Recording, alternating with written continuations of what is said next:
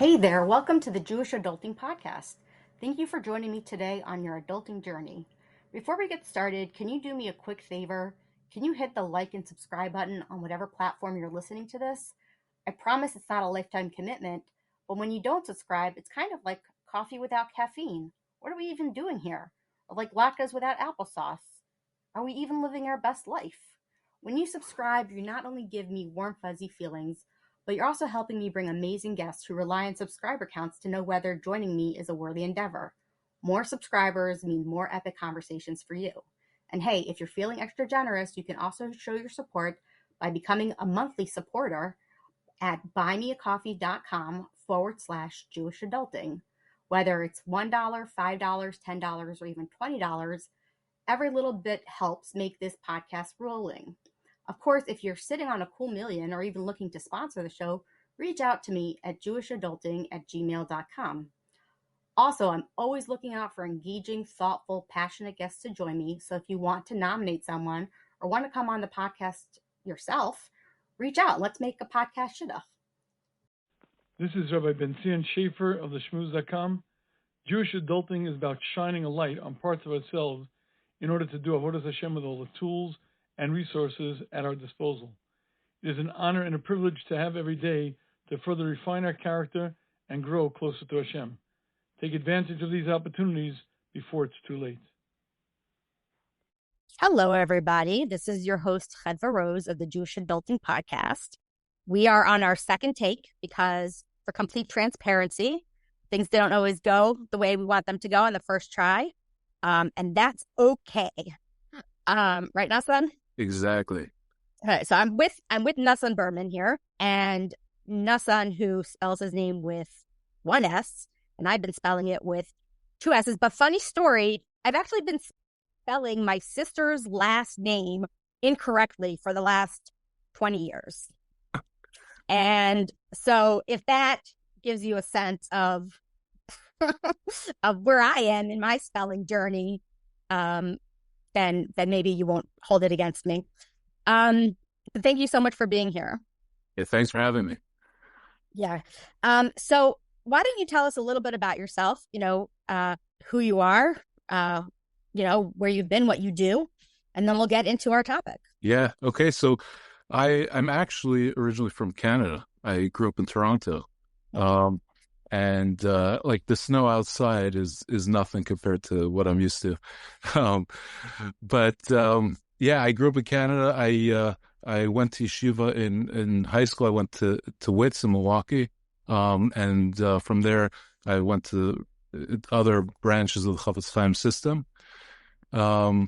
My father actually learned in the Chofetz Chaim yeshiva. So I kind of grew up, my parents were very much into looking at us individually, like where we were, where we're coming from, what our strengths were. And I think that had a big impact in terms of where I went from there. The yeshiva itself talks a lot, has a huge focus on Gadlus HaAdam. It's part of the Slobodka Masorah of the greatness of each individual. And that carried me through to just in general, talking to people and interacting with people and appreciating their value.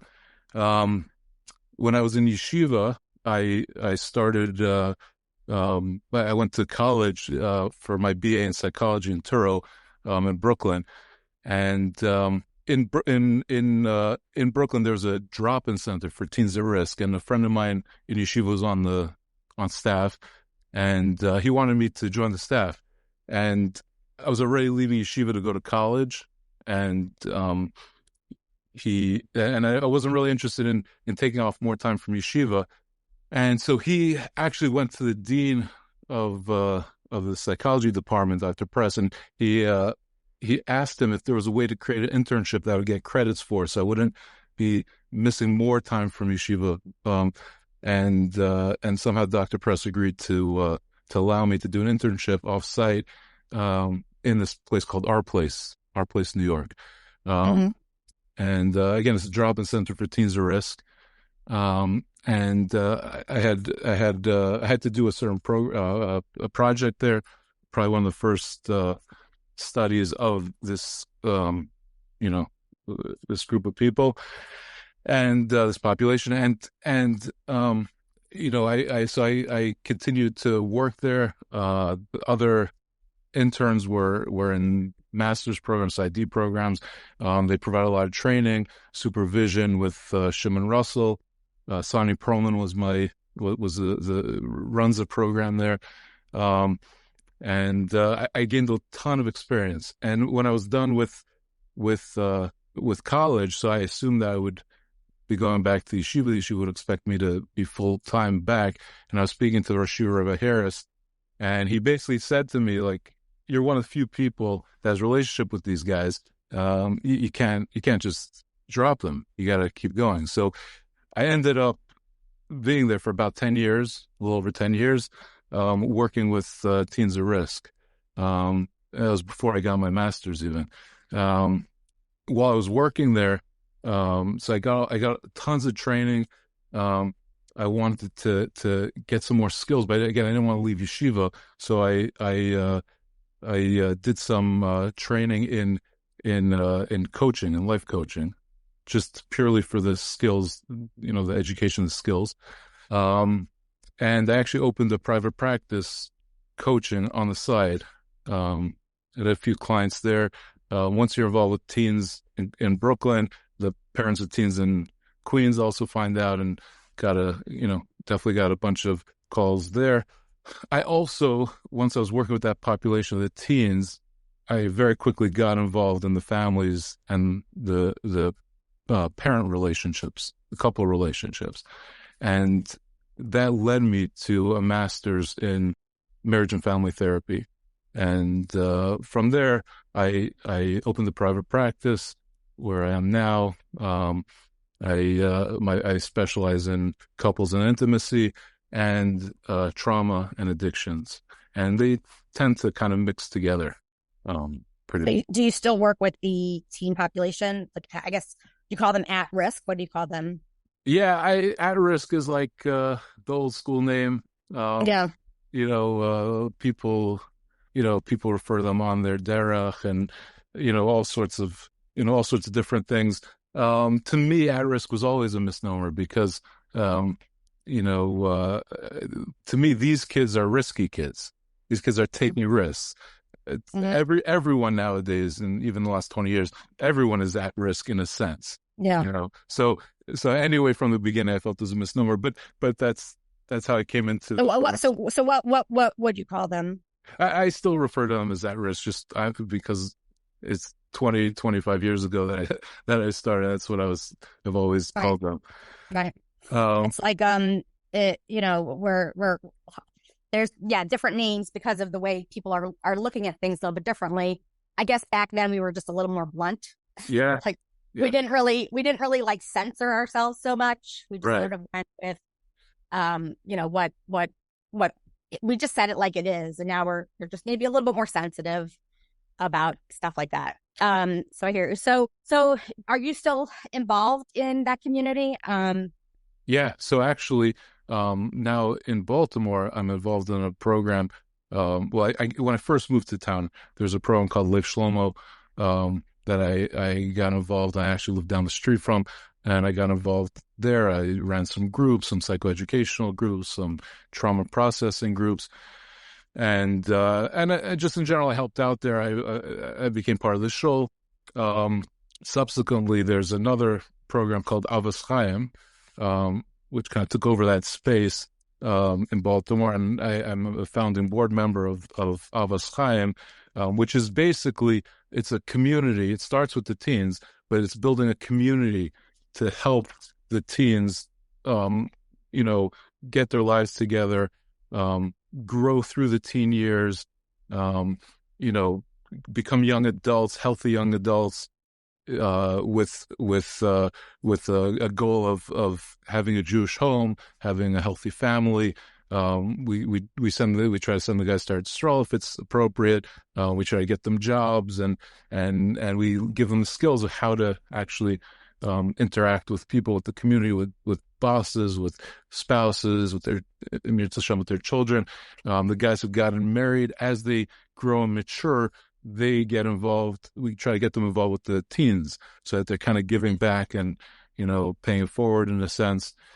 And we have guys that have kids that, that are in school now, and, so yeah, I'm on the board, there, and, I do other things there.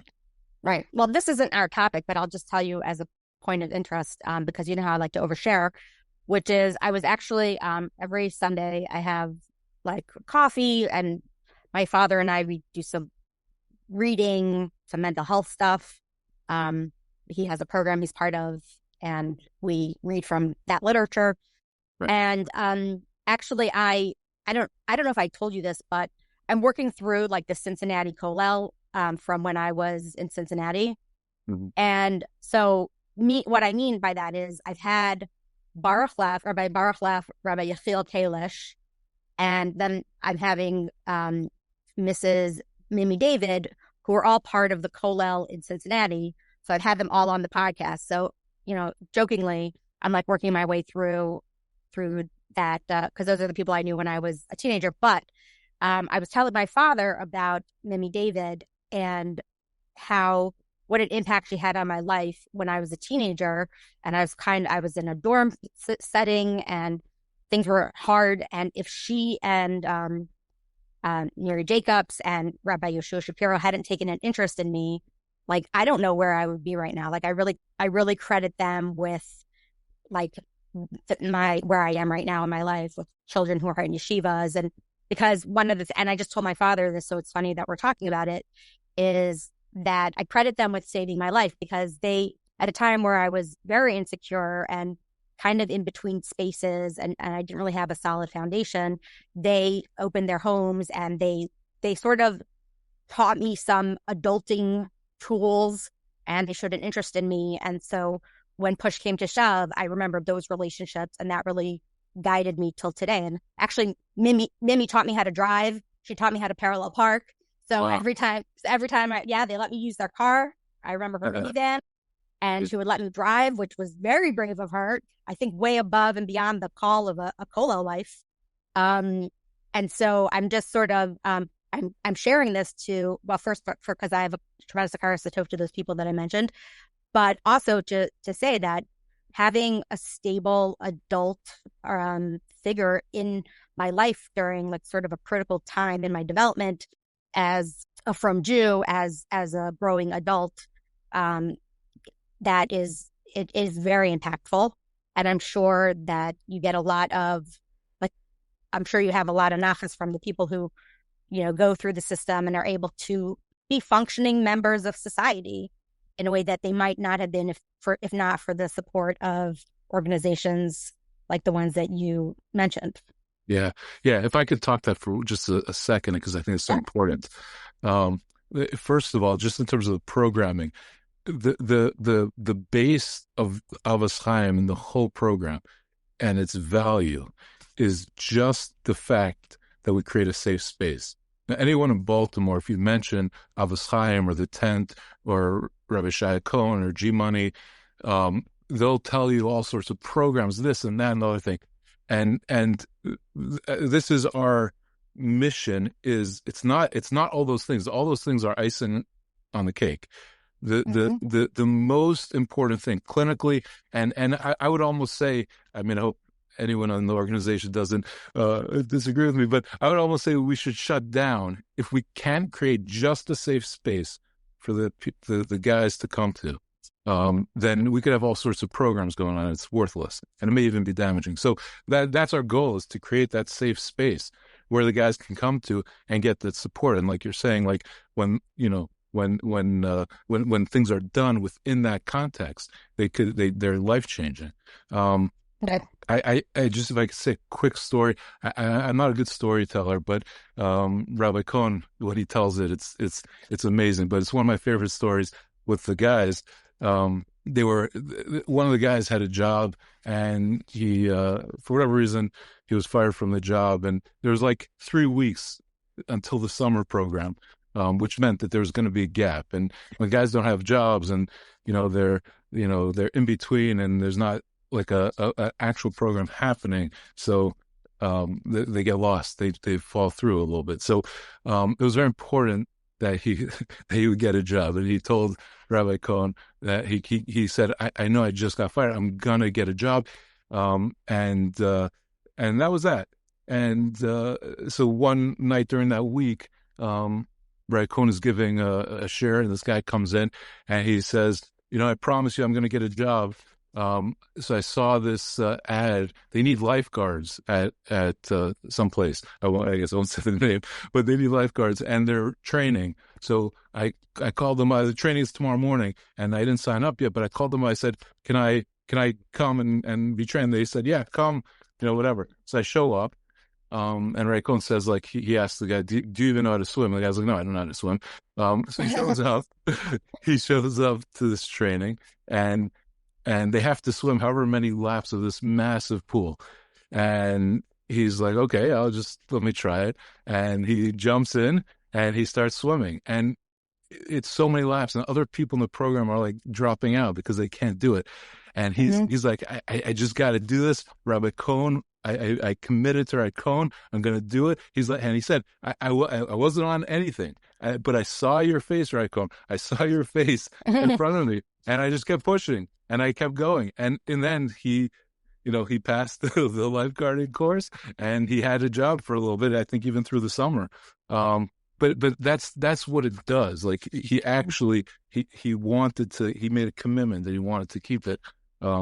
Yeah. And I actually think this does tie in to what we're going to talk about. Well, let's take a step back because, I do think that when it sounds like this boy made a commitment to Rabbi Cohen, and Rabbi Cohen gives the boys a sense of like that there's an inherent value in them and that they are capable, and sort of like, okay, you're telling me that you're going to get a job and I believe you, and I see that you can do this. And so the boy said, well, I told Rabbi Cohen and he obviously believed me, so I want to sort of make that come to fruition. I want to push myself beyond my boundaries into like an area that I'm uncomfortable in, because somebody is there who sort of believes in me and in my ability to do what I said I was going to do. Exactly. And then he can see it in himself. Exactly. Right. So let's take a step back and talk about Gadlus HaAdam. I think when I first called you and we talked about adulting and what it means, oftentimes I ask clinicians specifically, tell me what is like a obstacle that you see in your practice towards, wellness, and stability and all those things. What is an obstacle that people have? And you said Gadlus HaAdam. And so I wanted to, I thought that's a great topic to talk about. I did a podcast with somebody, and unfortunately I'm not remembering who because I'm old, but who talked about that the amount of people who are insecure, it's some tremendous number, like 4 out of 5 people are insecure, that they don't feel that they're competent or they don't feel like they can accomplish. And so obviously when we look at the frum community, you think, well, this shouldn't be a problem, right? Like we're B'Tselem Elokim, right. We're the chosen people. This should give us a measure of feeling being capable and all these things. And yet this is a struggle in the community. So let's talk about when you first started noticing this as a potential theme. Yeah, it's interesting because it's kind of cliche, because like even when I was younger, people used to talk to me, right? That's like the cliche thing for therapists, right? So but that's what happened. And the common theme was that they didn't feel good about themselves. They felt, so bad about themselves that they were having these struggles. Yes, and there are things, external things that are going on, but what it translated to is that they didn't feel good about themselves. And at the same time, as I mentioned briefly before, between my parents and the yeshiva that I was in, the message, not just the message as like we're the chosen people and whatever, but actually feeling this experience of the greatness that we have, that we're imbued with. That was a message that was given over by the yeshiva to not to just intellectually know it, but to get it into our kishkas and to understand and appreciate it. So from a very young age, I had that experience where, like, I was hearing a lot of this pain with the perspective, the glasses that were given to me of like, well, look at this person in front of me. I look at his strengths, look at what he has, and from the outside, I can see it. And how can I give that back to him? How can I help him see that? Yeah. Right. So when I think about, like I said, we're the Talmud can flex it from one place. But when I think about Tanakh, I think about the message of Tanakh, which, I mean, there's so many messages, obviously, but specifically around Gadlus HaAdam. I'd love to hear what you have to say, but just my unprofessional opinion based on thinking about it for 3 seconds while you were talking, which is that Hashem, one of the things that we learn is Hashem doesn't give us nisyonos that he doesn't think we could do, he doesn't think we can not overcome, right? Hashem has such a trust in our ability to overcome the nisyonos that he gives us. And one of the ways we see this is with the avos, right? He just kept giving them tests and they just kept passing them. And then, why do we have to be tested and all of that? But I think we should talk about where we know that man has potential. Like you said, you grew up with that being part of the conversation or the feelings with the yeshiva. I think it's important that we do sort of take a step back and say, like, where do we know that from? And then why is that not being given over now? What's changed? Yeah, and that's a fantastic question.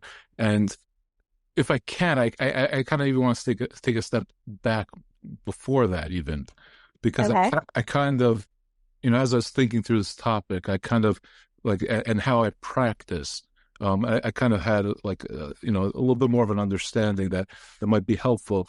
And in terms of how I practice, this is like the background to the modalities that I use. This is not like it comes through hopefully in the sessions, but this is like the foundation.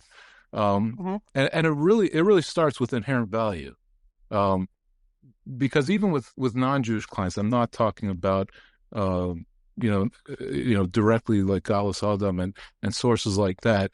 I ask this question to people I see struggling, and so far I haven't had a negative response. So I'll try it with you. But I asked them, if there was a baby over there, and you wouldn't be prosecuted for anything, and I said I'll give you money, kill the baby, right? Would you do it? And so far no one said yes, right? Mm-hmm. So I asked them, why not? Why wouldn't you? Like, there's even benefit for you. Why not? Mm-hmm. So they'll say something. Well, it's he's alive. She's alive. It's how could I kill it? How could I end that life?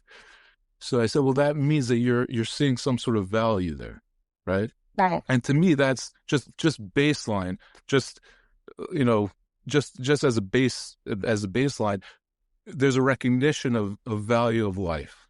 With Gadlus HaAdam, to me, what that adds to it is the limitless. Right, how unlimited that value is, right? So, so if you want to know, source wise where that's from. So in terms of Gadlus HaAdam, I mean, the Torah tells right at the beginning that we're imbued with godliness, right?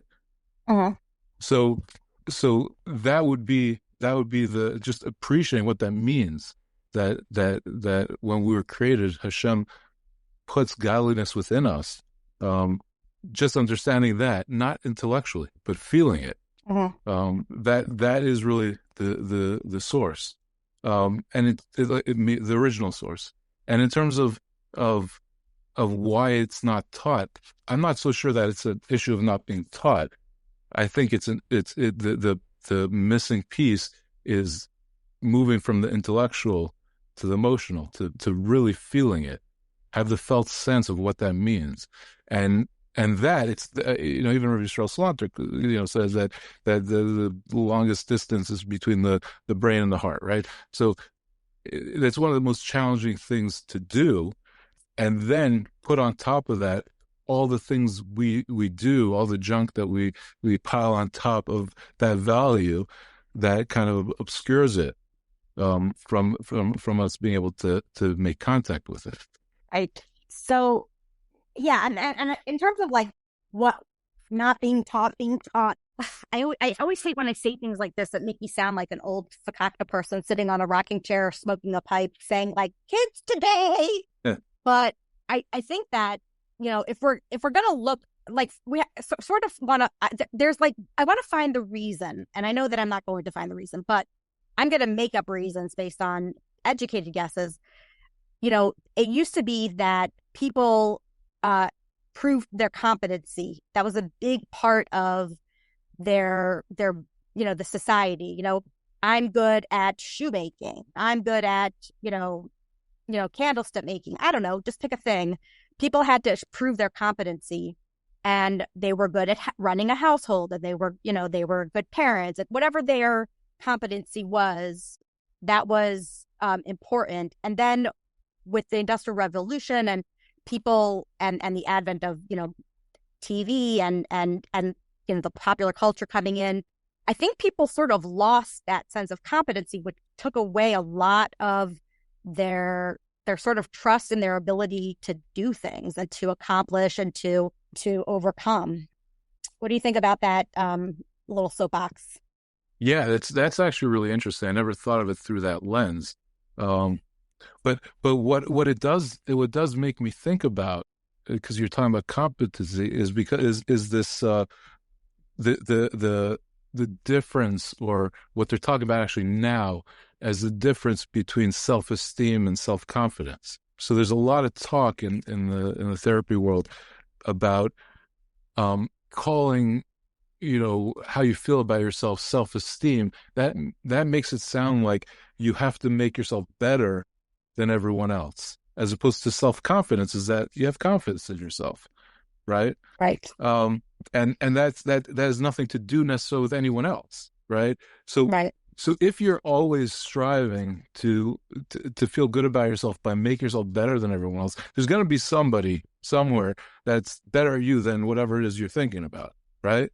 Right. So right. So you're kind of in that sense, and it may be somewhat semantics, but in that sense, you're kind of setting yourself up for failure, right?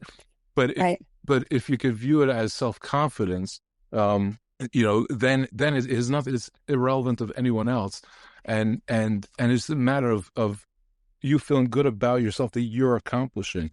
There is the famous disagreement in the world, in the Musar world, the argument against the Slobodka style of Gadlus HaAdam, right? That of that approach, because the question is, if you're going to focus on how great you are, so then you're going to fall into gaiva, right?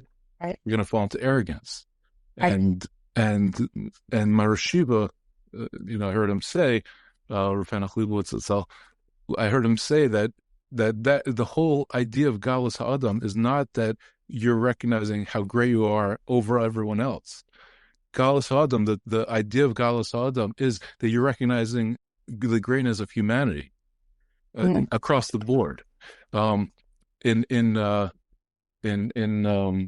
Torah of Avram Grudzinski, who is a mashgiach in Slovak, he talks about he has a piece on Gadlus HaAdam, and his starting point is recognizing how great non-Jews are, and then he adds the next level is that if we are the Am Segula, right, the chosen people, then that means that we have that much more greatness, but not to the detriment of the greatness of non-Jews. Right. and I also, as you were talking, and we were, besides for competency, thought of something that I heard from Alana Barth, who is she's a psychologist. She focuses on children with anxiety. I went to a speech that Beis Yaakov and Manos giving for, parents. And one of the interesting things that she was talking about was that parents oftentimes teach their children that if they have a fear, that it's valid and that they're not able to handle it. So the parents are going to take care of the problem. And so children oftentimes don't trust themselves to be able to handle, challenging situations, and they turn towards their parents. And in the same vein that, we do live in a society where parents are taking over a lot of the burden of adulting. And so, again, speaking to competency, that takes away a child's ability to feel confident in themselves and in their decisions. And they're going to ask their mother what to do. And they're going to, and now we have all these subject matter experts that everybody looks to. And so I don't know anything. I can't trust my gut. I can't trust anything. But sometimes we start off talking about the challenges of being insecure and feeling helpless and what possibly causes it without actually knowing, without, whatever. But when you have a client that is showing signs of insecurity and not feeling like they have the capacity to overcome, how do you help them identify their strengths and to lean into the challenging situation? Yeah, it's a great question. And like one of the most basic things to do is just even sitting with a person, being with a person with this message to them that they have potential.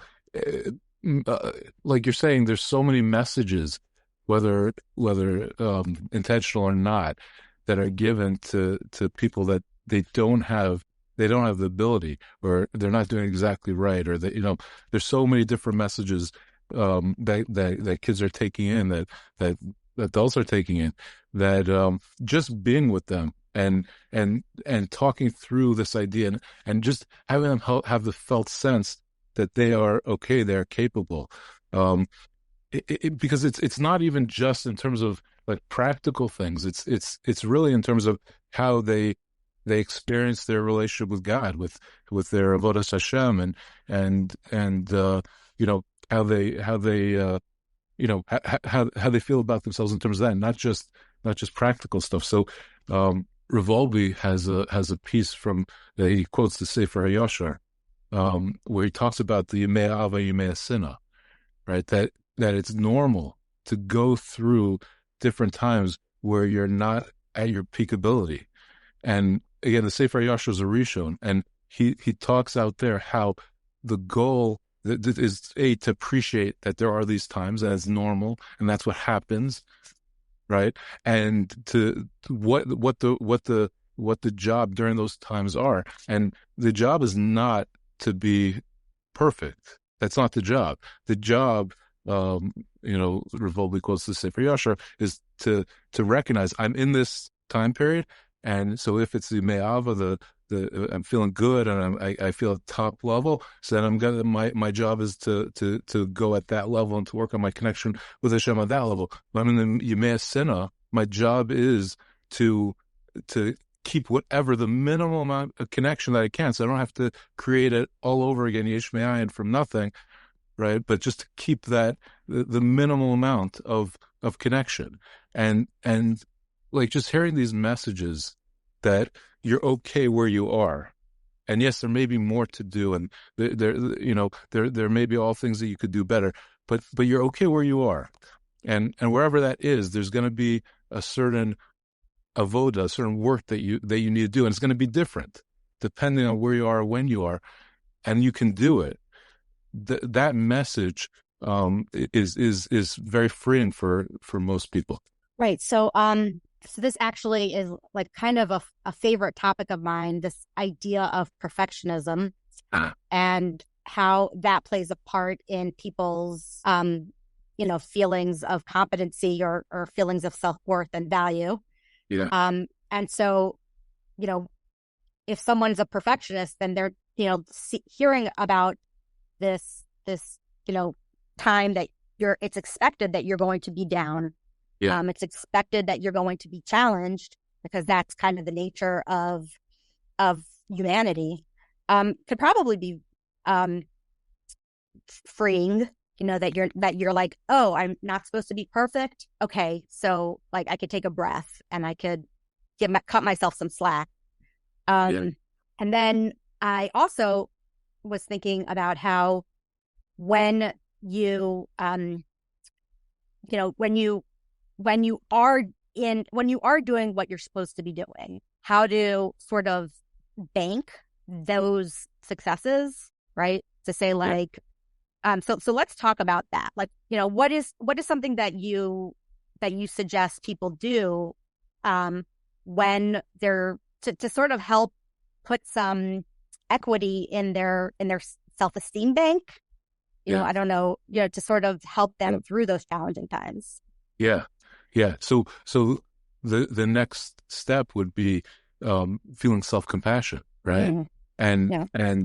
And what Brene Brown talks about this a lot, self-compassion, and like the way she says it is that like the way we talk to ourselves in general, we would never talk to a friend the way we talk to ourselves, right? Right. So our inner voice, the critical voice, that actually has a role. The critical voice is really if it's functioning properly, it's to keep us on the straight and narrow, to be a check-in, right? It's not supposed to be toxic. It's not. It takes on, voices of other people, other experiences that we've had, and it becomes toxic, and it ends up hurting us. But what self-compassion does is it recognizes, again, this the who we are. It recognizes that everybody has challenges. It recognizes that even if we're down, we're going to come through this again. And self-compassion is really what can help you bank within whatever experience you're in, help you bank that the positive of it. Because no matter what experience you're in, you're not bad. You're not a failure, right? Everyone has ups and downs. Yeah. So compassion is like a really interesting tool. I was learning with my professor and I are learning about Dan Lekafskus, and one of the things it talks about is compassion, and that if you look at other people with compassion and you try to make excuses for them, then Hashem will be Beis Din Shel Ma'ala will be more compassionate with you and everything. And I was thinking about this yesterday in the context of self rather than other people, right? Because we actually got into the conversation of, well, if you're looking at people with the eye of Dan Lekafskus, which is the more positive view, which is that people make mistakes, we're not perfect, and they didn't mean to hurt you. They might have hurt you accidentally. They weren't trying to hurt you. They're not bad people. So you're less likely to do Lashon Hara, and you're more likely to be happy with the way things are going. Like you have a more positive attitude, and there's all these like benefits to being Dan Lekafskus. But for self, like you said, people can be so kind and so compassionate to other people, but to themselves, they're literally their own worst critic. They can't apply the standards of Dan Lekafskus to themselves. Yeah, right. And that's what I was thinking about. Yeah, I mean, if you think about it, right, the mitzvah of V'ahavta l'reacha kamocha, right, the mitzvah of loving someone else is how do you love yourself, right? Right. That is the starting point. So right. So it's so important to have this self. Again, it's about connecting to your inherent value. It doesn't make you arrogant. If you can dig through all the junk, if a person could dig through all the junk that they pile up on that inherent value, which is there, you never lose it, and just make contact with that, then that changes themselves and it changes how they interact with other people. Right. It's super powerful. And Right. the Gadlus HaAdam just creates the unlimited potential that's there that everybody has. Right. Another thing I was thinking about in terms of Gadlus HaAdam is, it seemed like, and this keeps coming up over and over and over with different topics, as a problem that has like very long tentacles and affects a lot of people. But, that there used to be sort of a sense that you sort of were responsible for liking yourself and validating yourself. And there wasn't such an emphasis on like the outer environment giving you value and worth, right? I mean, people for generations have always felt like peer pressure and social status and keeping up with, the Goldbergs, that's always been like an issue, but it seems particularly challenging to maybe find that space of feeling good about yourself when you're measuring yourself by this external metrics that is maybe not even real. What will people think of me? Did I just embarrass myself? Not having that confidence to go out in public. How do you find that external validation and the need for external validation affects this issue? Yeah, that's a great question. And just, as we are as social beings, right, we do need external validation. The challenge is if that's the only way we can validate ourselves, then we're going to have a challenging time, because the world is a tough world, like you said. There's so many different things, even if no one's being mean, let's say, but even within our own minds of how we're believing that people are judging us and, all that. So there is a need to have, to create, to build internal validation. And really that comes hopefully in a healthy home where the parents are introducing that to their children. Just even as an infant, the power of a parent cooing to their child, that's to their infant. That's really the first moment of recognition that I'm being in this world. There's someone who's giving me attention. And again, there's all different approaches, how much attention, how, I'm not going to get into that. That's not my my area of expertise, but definitely there's a need for that. There's a need for that. And if we don't get that, if we don't come from a home that's healthy like that, it doesn't mean we're lost. Right. They're again working through this. There are ways, later in life to create that internal validation. But there is some balance, like with everything else, between the external validation, internal validation, and being able to move between the two, and like you said before, to take it in and feel it and bank it. There's an importance for both. Right. So it sounds like, just to speak for a minute about when do you know that it's become so unbearable? So I know that I ask this question of clinicians often, and the answer is always the same, but I'm going to ask you anyway. The question is, how do I know that I need more support in trying to work through this issue than just listening to a podcast, albeit a very good podcast? Like, how do I know that I need more help, that I should reach out to a therapist, a mental health professional or a Rav? Yeah. So I don't know if I'm going to say the same answer that they've gotten before, but what I really feel is really important is to recognize, like we said, part of Gadlus HaAdam is recognizing that we all have greatness. And the message of self-compassion, let's kind of combine these things. The message of self-compassion is that to recognize that in our greatness, we all have ups and downs, right? Oh. And everybody needs to have some support at sometimes. And it doesn't have to be that, like, you go from keeping it inside to going to a therapist. There are many, many steps along the way, and there's no problem to reach out for help at any level, even if it's a little bit, a scraped knee, a bigger bruise along the way, whatever those emotional bruises and bangs are. It's really, we're social beings. It's really important to have people, healthy, trusted people that we could connect with along the way. And if that's how people are functioning, so then along the way, either they'll know themselves that they need something more, or someone will say something to them. And if they're open to that, so then they'll reach out for more help. But that's the way I look at it.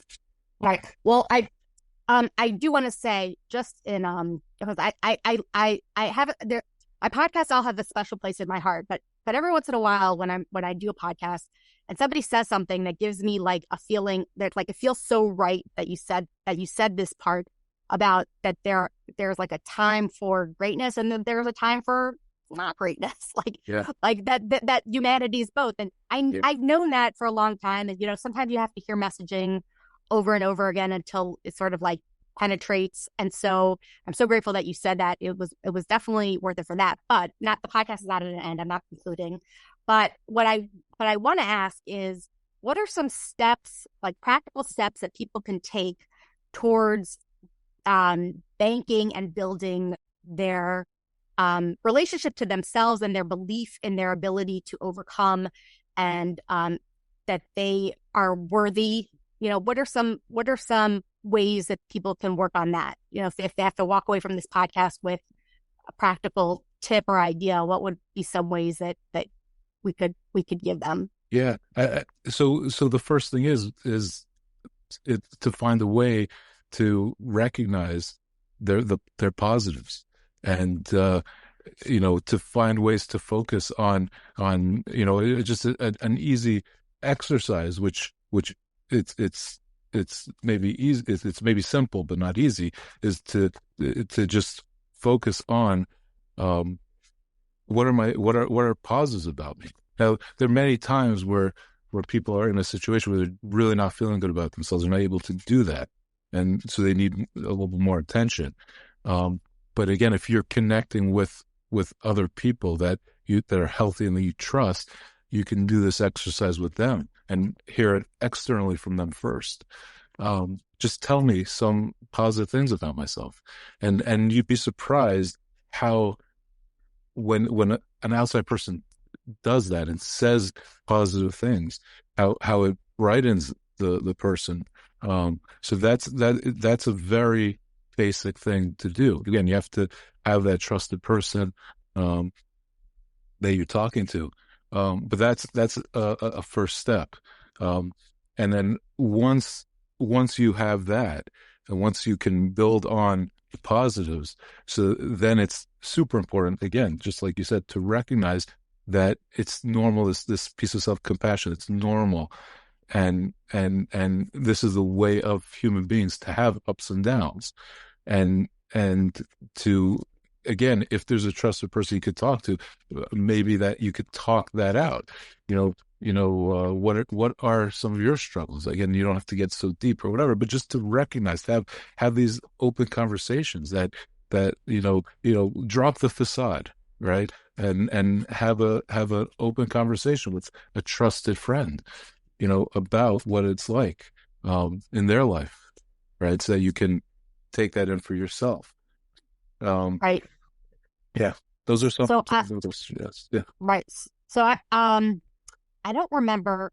I remember a therapist once told me that I should, because I think I was going like, oh, I'm not doing enough. It's never enough, and she recommended to me that I every night like journal for just a few minutes, like 3 things that I did right that day. And it was very interesting because, first of all, you're forced to sort of look at yourself from an objective perspective. Objectively, what did I accomplish today from an objective point of view? Nothing to do with my ego, nothing to do with my self-esteem, but like, what did I do? Okay, I went to work today. So that's a sticker of adulthood right there. I didn't hit anybody in my car. Whatever it is. And it could be something very basic, and that just the exercise of going through, like, reminding myself, because I think we have a lot of, it's a Yetzer Hara, whatever it is that says to us, it's never enough. It's not enough. You can't, you're not doing it right. That's a big one. You're not doing it right. And so to sort of counter that is with facts. Factually, did I do anything? I did carpool today. Whatever your thing is, I didn't get into a fight with the cashier over misusing my coupon. I don't know. And I recognize that is like, if I'm feeling like I'm particularly not productive or doing where I want to be, so you have to take sort of inventory. What do you think of that? Yeah, that sounds fantastic. And again, there's the critical voice, right, which also has a positive function of keeping us in check. But when it gets critical, then we have to keep it in check. So that sounds like an awesome idea. One of the things with journaling is that copyright. No, just kidding.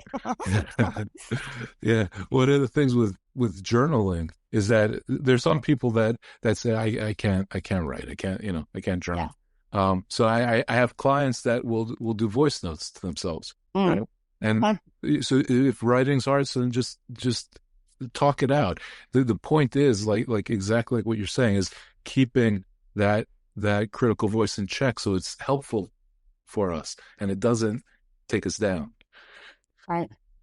I remember the first time, this is like a little bit off topic, but I remember the first time I learned the difference between shame and guilt. Yeah. Right. Because that was something that I had to learn. And when I learned that, let me think about this. Guilt is when you need to do the right thing. So if you feel guilty because you cut somebody off in traffic, so that's going to teach you, don't cut people off in traffic. You're feeling guilty. But shame is when you feel bad for other people's actions. Is that right? Am I remembering that correctly? So the way they say it, if this is what you mean, the way they say it is that guilt is that there's something that I've done that's not appropriate or not right. No. And shame is that I'm not right. Right? There's something wrong with me. It's about me. Right. Not something that I've done. Right. So is there ever a time that that's an appropriate feeling? Is that like ever a healthy feeling? So there is, so when you get into that whole topic, so there are, it's broken down even more. I think the general idea is very, very powerful, and it's a mind shift that's very powerful for many, many people. When it's broken down even more, so there are times where the guilt is negative also, if it takes you down a certain negative path, and there are certain types of shame, again in the literature, that is not is helpful in terms of not doing things again, and that's a whole nother topic to get into. But yeah, it's a very, very powerful perspective shift, mind shift. That's very helpful for a lot of people. And again, that goes right back to the inherent value and Gadlus HaAdam. There's nothing wrong with you, right? When I say that in the room, it's such a powerful thing that people have heard or have given themselves a message that there's something wrong with me, and I just say these words, simple words: there's nothing wrong with you. It doesn't make a difference what they've done, where they've been, because that's the truth. Now, are there things that need to be improved, that need to be changed, that need to be worked on? Everybody has that, right? And everyone to whatever degree. And it's not a competition of how much work or what needs to be done. But there's nothing wrong with you. Those words are so powerful. With all, you can have all these fancy interventions, and those words, it creates they make such an impact on the person. And again, it's not just like in the one time saying it, you see it, that has to be inculcated into their being. And they have to really take that in, But that is one of the most powerful interventions. Well, I think right. And I don't know how much IFS stuff you do, internal family systems. Yeah. I've just recently started learning about it. But one of the things that you're making me think of is that, each of us have different parts. There's the kind part, there's the angry part. We have all these parts in us. And I think IFS focuses on that there's no wrong part. Like, all our parts serve a function and have done something for us. And so instead of sort of feeling that like anger and shame and all that stuff, we sort of look at the part and say, is this helpful in this moment? Do I need this part here? Can I, what can I do to bring a part that's more helpful to the situation, right?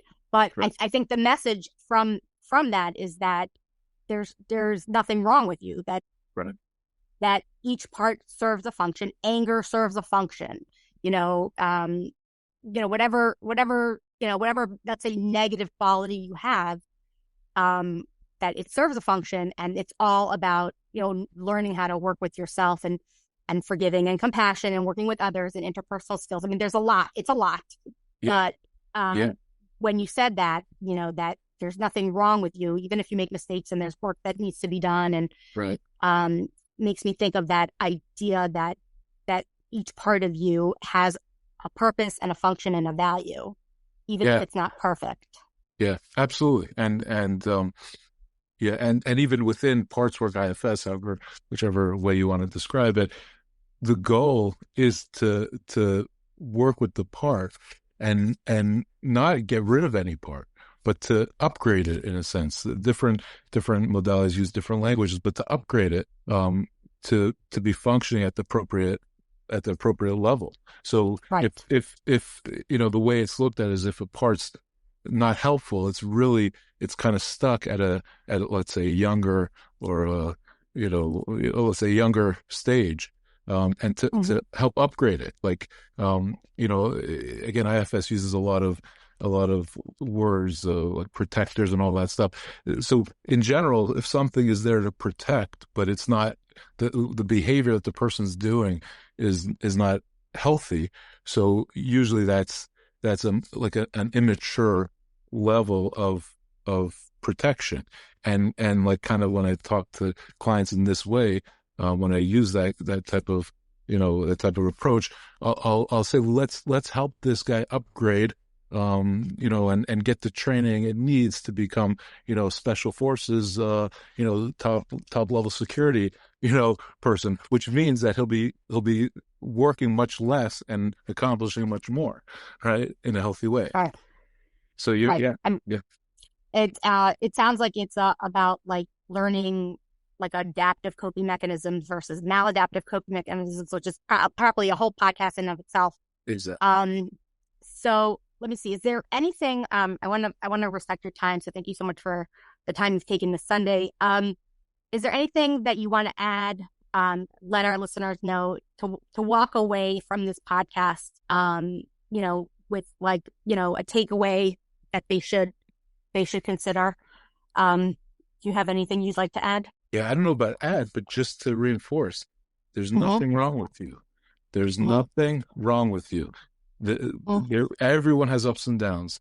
Everybody has challenges. Everyone at some point feels worse about themselves, better about themselves. You have inherent value of Gadlus HaAdam, which means that you have limitless ability. And the only question is how do I tap into that? And to me, that's the biggest takeaway from what we've talked about today. Yeah, this was a beautiful conversation. I really enjoyed this conversation. I think people need to hear it, and they need to hear it often, and just have people in their lives that reinforce that feeling of. I think that, like you said, community is very important in this way. Having people who look at you, see your inherent value, and encourage you to meet your potential as you do with Yeshivas Chaim and with kids at risk, where they have to know that there's something there that is worthy, and that's why we're putting resources into them. We're giving them time. We're giving them sushi. Because I have seen the platters for Yeshivas Chaim coming out of 7 Mile. And their parties are famous. I think the other day I was like, wait, I want to be invited, but but it does come down to you recognizing your own value, but others recognizing your value as well, which is a complicated issue, right? Because what if you don't have that external validation, which is again why sometimes having a professional to sort of fact check you is important. To fact check, and I'm just saying to fact check, and there could be like more intense issues like trauma and other things that need to be worked through to be able to feel that inherent value. Right. So we're going to put your contact information in the notes as we usually do. People who want to be in touch with Noson directly. And thank you so much for your time today. Yeah, thank you. Thank you. This is amazing. Yeah. All right. Have a good day. Yeah, you too. Bye-bye. Bye. Views expressed by me, your host, and my delightful guest are not necessarily reflective of each other's views, ideas, or life choices. Sometimes we're on the same page, and other times we're not.